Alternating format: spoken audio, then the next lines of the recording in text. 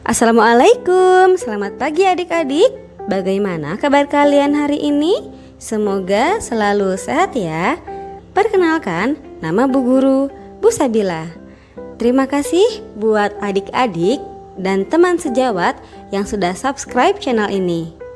Buat para pengunjung baru, Bu Sabila ucapkan selamat datang dan salam kenal.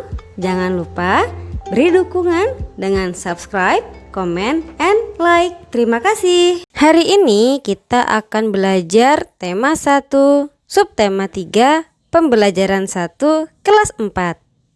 Indonesia memiliki keberagaman adat istiadat, makanan, permainan tradisional, lagu, tarian, serta lainnya. Kita perlu mensyukurinya karena dapat menikmatinya. Adik-adik, kita ingat kembali di pembelajaran sebelumnya tentang keragaman budaya Indonesia seperti alat musik dan permainan tradisional. Salah satu jenis keragaman yang memperkaya kebudayaan bangsa Indonesia adalah makanan tradisional. Makanan tradisional Indonesia membutuhkan waktu dalam mengolahnya. Pembuatnya pun harus ahli membuatnya. Kamu akan belajar tentang seorang ibu pembuat dodol Betawi, makanan tradisional Betawi. Dengarkan gurumu bercerita, tulislah gagasan pokok dan gagasan pendukungnya pada diagram yang telah disediakan. Jadi di sini adik-adik diminta untuk menyimak dengan teliti cerita tentang seorang ibu pembuat dodol Betawi yang dilisankan oleh Bu Guru. Kemudian kalian mencari gagasan pokok dan gagasan pendukungnya dari setiap paragraf tersebut. Kita mulai dari paragraf 1. Dodol Betawi Mak Salmah. Sebentar lagi kota Jakarta akan berulang tahun. Seperti tahun-tahun sebelumnya, Mak Salmah menerima banyak pesanan. Mak Salmah adalah pembuat dodol tradisional Betawi di kampungnya. Biasanya ketika menyambut ulang tahun kota Jakarta, banyak pertokoan yang mengadakan festival Betawi. Makanan Betawi menjadi jajanan di festival. Kerak telur, bir pletok, dan dodol Betawi menjadi primadona makanan dalam menyambut Dirgahayu Jakarta. Adik-adik bisa langsung menentukan ya mana gagasan pokok dan gagasan pendukungnya. Jika masih kesulitan, adik-adik tinggal mengulangi kembali teks yang sudah Bu Sabila baca sebelumnya. Kita lanjut ke paragraf 2. Sudah sejak seminggu yang lalu, Mak Salmah bekerja keras. Ia dan beberapa ibu-ibu tetangganya membuat adonan dodol. Ketan, gula merah, gula pasir, dan santan dicampur menjadi satu. Membuat dodol Betawi membutuhkan kerjasama. Tidak hanya perempuan, laki-laki pun terlibat dalam pembuatannya. Biasanya, Mak Salmah dan ibu-ibu menyiapkan bahan, memarut kelapa, dan menumbuk beras ketan. Adonan dituang kawah, lalu diaduk hingga kental. Proses mengaduk ini dilakukan terus-menerus selama 8-12 jam. Pembuatannya memang berat dan lama. Oleh karena itu, pembuatan dodol Betawi membutuhkan kerjasama.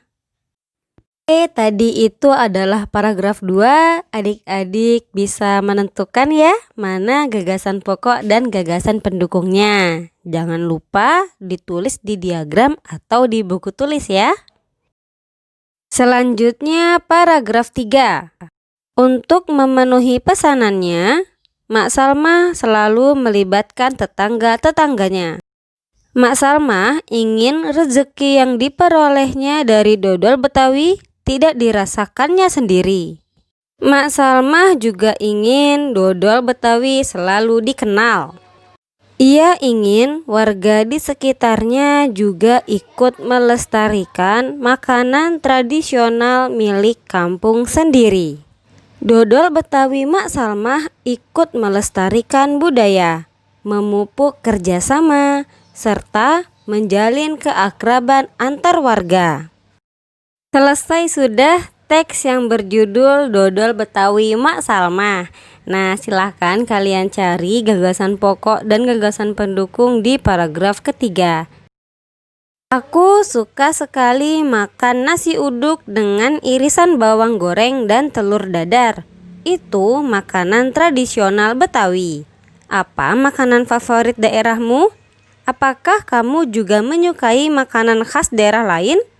Bagaimana pendapatmu dengan beragamnya makanan khas negeri kita?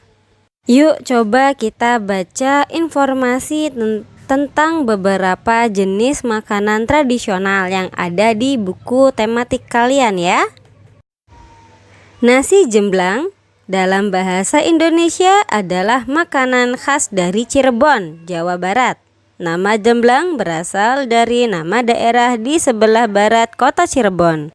Nasi pecel adalah sarapan kesukaan masyarakat Madiun, Jawa Timur.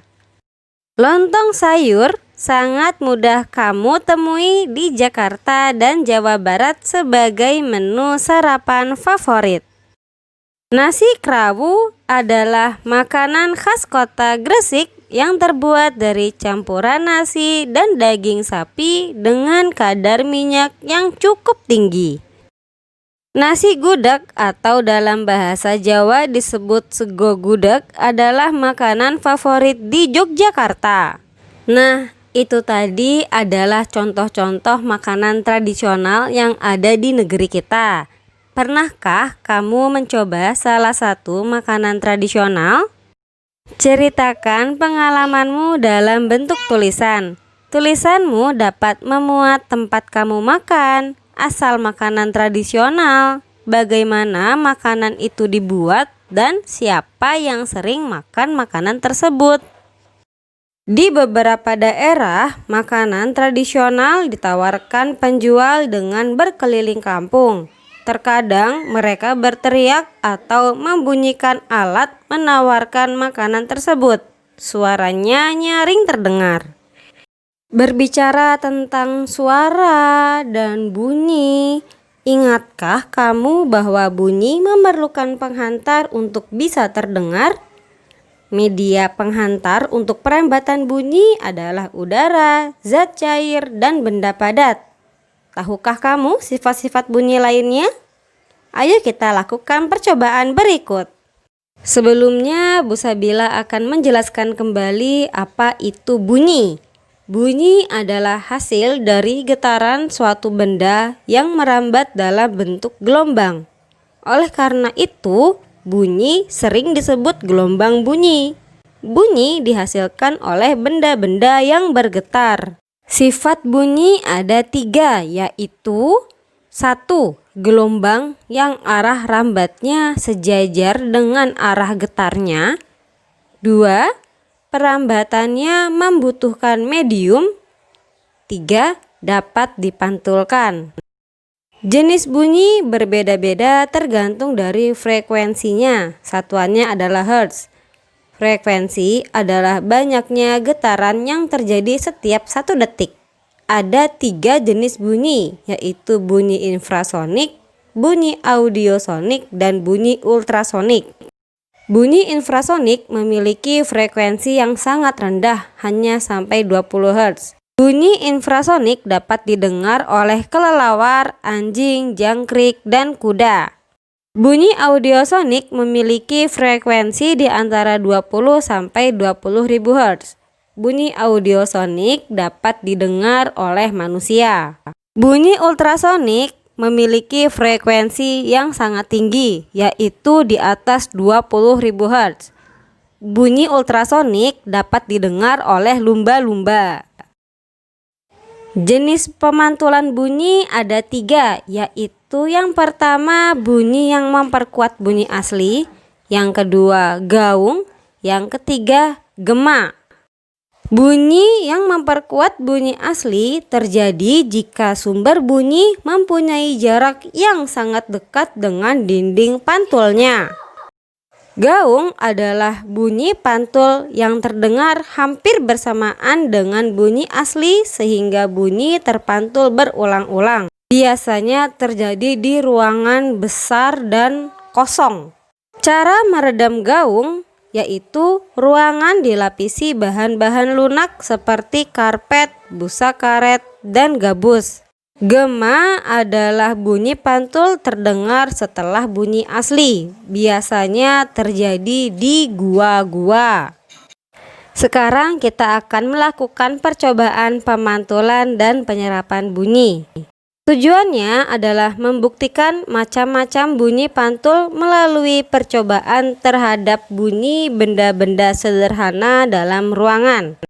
Alat dan bahan yang perlu kalian siapkan adalah piring kaca, piring plastik, piring kaleng, gabus, 2 tabung kertas, beberapa buku, dan arloji yang berdetak.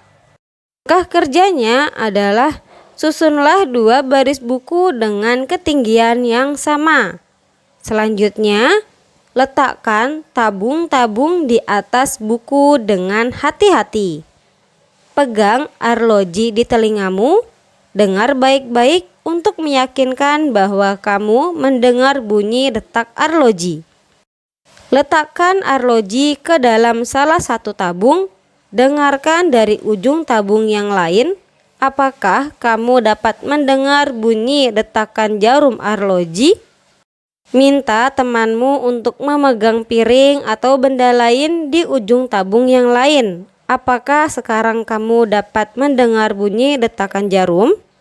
Jadi adik-adik, di sini kalian bisa mempraktekkan bagaimana sifat pemantulan dan penyerapan bunyi menggunakan piring kaca, piring plastik, piring kaleng, dan gabus. Apakah benda-benda yang kalian siapkan tadi mempengaruhi pemantulan bunyi? Kalau memiliki pengaruh, coba kalian jawab pertanyaan-pertanyaan yang ada di halaman 135. Pertanyaannya adalah yang pertama, apa yang terjadi dengan gelombang bunyi pada tabung kedua jika kamu meletakkan piring kaca? Pertanyaan yang kedua, ketika piring kaca diganti dengan gabus yang empuk, apa yang terjadi? Coba kalian jelaskan. Pertanyaan ketiga, apa yang terjadi dengan gelombang bunyi pada tabung pertama? Jadi adik-adik, pada tabung pertama adalah percobaan pertama kalian dengan kondisi arloji tanpa media pantul. Jadi susunannya adalah arloji, tabung, langsung kalian dengarkan. Bagaimana suara detak arloji yang kalian dengarkan tanpa media pantul tersebut? Selanjutnya pada tabung yang kedua adalah percobaan kedua kalian dengan kondisi arloji, media pantul, tabung, lalu kalian dengarkan. Media pantulnya adalah piring atau gabus. Bagaimana suara detak arloji yang kalian dengarkan? Jika kalian sudah menjawab pertanyaan-pertanyaan tersebut, kalian silahkan mengisi laporan kegiatan percobaan yang ada di halaman 137. Selamat mencoba. Alhamdulillah, pelajaran hari ini sudah selesai. Sampai jumpa di pembelajaran selanjutnya. Assalamualaikum warahmatullahi wabarakatuh.